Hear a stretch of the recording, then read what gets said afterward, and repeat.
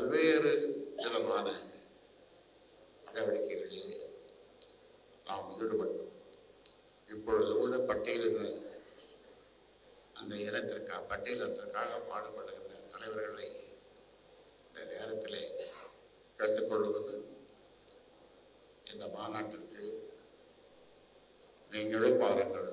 அதே நேரத்திலே ஆங்காங்கே இருக்கின்ற உங்களுடைய பிள்ளைகள் அல்லது கட்சியினர் இதற்கு முழு ஒத்துழைப்பு கொடுத்து